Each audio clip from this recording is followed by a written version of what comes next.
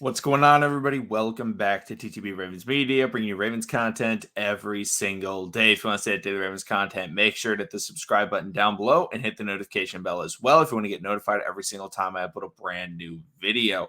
In this video, I'm going to be doing a similar video to ones that I posted recently. I like doing them on Saturdays or the day before the Ravens play, and that is listing out my keys to success for the Baltimore Ravens to get a win on Sunday. Now, obviously, this week the Ravens are going against I would say surprising 4-2 Cincinnati Bengals team. It's the only matchup this week in the NFL with two teams with a winning record above 500.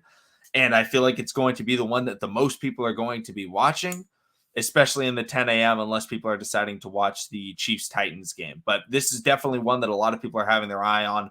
Are the Ravens going to be able to slow down the passing attack of the Bengals?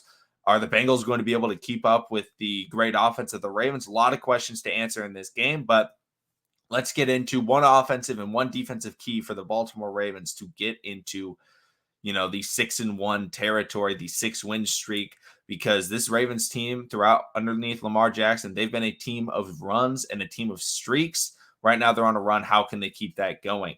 I'm going to start off with the defensive side of things because I think it is the biggest key in this game has to be to slow down this passing attack of the Bengals. I know that the Bengals have Joe Mixon, I believe, is number 4 in rushing in the NFL. Like, they have a good rushing attack.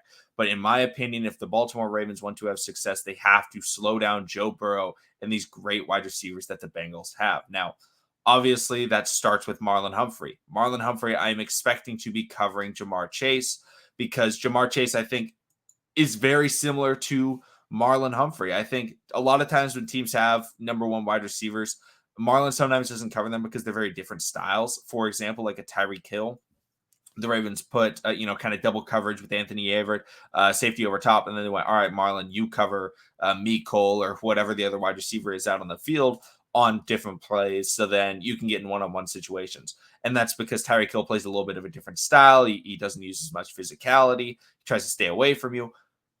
That is not Jamar Chase. Jamar Chase, I'm a massive fan of Jamar Chase. I think his game is absolutely ridiculous. I think he's one of the greatest wide receiver prospects in the history of the NFL. I predicted that he would be at least a 1,300-yard, 10-touchdown wide receiver this year. It's looking like that's exactly what he's going to be. The dude is an absolute monster. And how does he do that? Through physicality. And so that means that this matchup is going to be a matchup between Marlon and Jamar Chase, and who's going to win that physicality battle. I think the best comparison that I can give is the old matchup between DeAndre Hopkins and Jalen Ramsey the first time they matched up. Jalen is a very young player. Might have been, I believe it was rookie year. Jalen Ramsey goes up against superstar wide receiver DeAndre Hopkins. Now, obviously, the roles are reversed. Now the young player is the wide receiver, and the veteran is the corner, but I still think it's very similar. Both of those players, very physical guys that want to go out there and out physical you, get to the football and make big plays. Marlon Humphrey's going to have to make sure that he is able to stay on Jamar Chase, and he's absolutely up to the challenge. But don't be surprised if there's a couple of times where Jamar Chase makes a great play. Now, it's just about limiting that. That is the point of this. But it's not just Jamar Chase because there are other very good wide receivers on this Bengals team. For example, T. Higgins. T. Higgins last year had a great rookie year, and now he's coming in. And who do the Ravens have that is going to cover T. Higgins?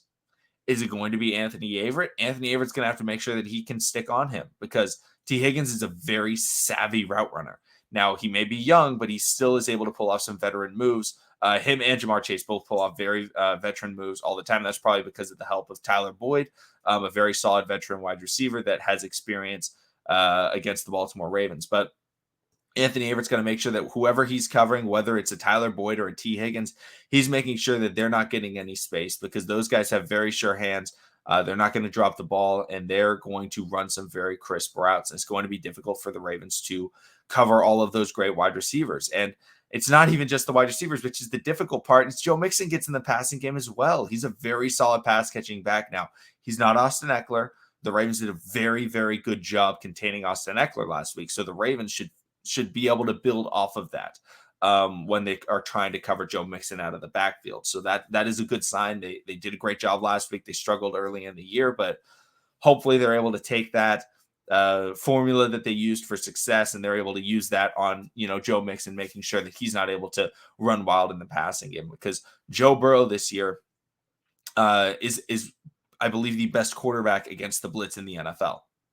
The Ravens love to blitz. They blitz the sixth highest in the NFL, or the sixth highest rate in the NFL. So if you're blitzing, you got to make sure you cover those guys. And the reason why Joe Burrow has success is because when people blitz, they can't cover Jamar Chase, T. Higgins, and Tyler Boyd and Joe Mixon all at the same time. It's just too difficult. But the Ravens have a lot of experience in blitzing and covering a lot of guys at once. So hopefully they're able to figure out who's Joe Burrow's first read and make sure that that guy is covered when they send the blitz, when they send Tavon on that corner blitz, when they send Patrick Quinn, when they send Josh Bynes, when they send Malik Harris and Deshaun Elliott. When they send those guys, they got to make sure that they cover in the back end of the secondary, because Joe Burrow a lot of times can look up and he's got more chemistry with Jamar Chase than most quarterbacks have with any wide receiver, because he played with him in college. He's not playing with him in the NFL. And those guys know exactly where to be when the ball is in the air, because Joe Burrow knows he can throw it up for Jamar Chase pretty much against anybody. And there's a good chance he comes down with it. So there's a chance that Burrow takes some shots. Ravens blitz. Burrow tries to throw the back shoulder to Jamar Chase. He does it. He's been doing it all year long, and it's been having a lot of success. So you got to make sure that you cover that. And Marlon most likely being on Jamar Chase, being able to knock that ball out. But that's the defensive key for me, making sure to slow down this passing attack. Don't allow easy completions to wide open players. Got to make sure that you cover them. Stopping the run's got to be a secondary, in my opinion. But that's it for the defense. On the offensive side of the ball, I'm going to say that it has to be take shots. This Bengals team is a team that has a very underrated defense. Now, I've seen people go as far as saying they have a top 5 defense. I don't think I'm ready to put them there, but they've had some really solid games. Now, they haven't played against some great quarterbacks. They've played against some younger guys, and they've been able to play well against those younger guys, but they've had some big-time games from their defense. They've had some big-time defensive plays, some big-time interceptions. The Ravens got to make sure that they are not lulling themselves into complacency with just rushing the football and getting a couple yards and then potentially having drives where they stall out, because recently the Ravens have been having some of those drives. It even happened in the Chargers game. The Ravens started off very strong. They were getting the ball, trying to get it down the field. They were trying to, rush the ball very well, and they were having big play. And then all of a sudden they were like, yeah, we're going to stop running the ball. The offense started to get a little bit slower. They got too used to the run having success, and they went away from it. Ravens got to make sure that they utilize what will be having a lot of success. And in my opinion, that's going up tempo, and that's taking some shots down the field, because the Bengals have played against the Baltimore Ravens 5 times with Lamar Jackson at quarterback. Okay? They understand that this team wants to run the football. So you have to catch them off guard and get the ball down the field a little bit. I'm not saying every play, take a deep shot, throw jump balls to Hollywood. Okay? I'm not saying that, but I'm saying make them back up, because that will allow Le'Veon Bell, that will allow Devontae Freeman, and maybe Tyson Williams if he plays, because Latavius Murray is out. That will allow them to have bigger rushing lanes. That will allow Lamar Jackson to have bigger rushing lanes, and that'll allow the Ravens to have success on offense, as if they try and spread the field, get the ball downfield, and make some big-time plays. And we've seen Lamar and Hollywood connect on some big-time receptions against the Cincinnati Bengals. Hopefully they're able to do it again, but let me know in the comment section down below what you guys think are the keys to success. For me, it's really the passing game for both teams. Ravens got to make sure that they slow down the passing attack of the Bengals, and then on offense, they need to make sure that they are able to get some shots and spread out the defense so they can allow that run game to flourish. But thank you, everybody, for watching. Subscribe for more Daily Ravens content, and I will see all of you again tomorrow.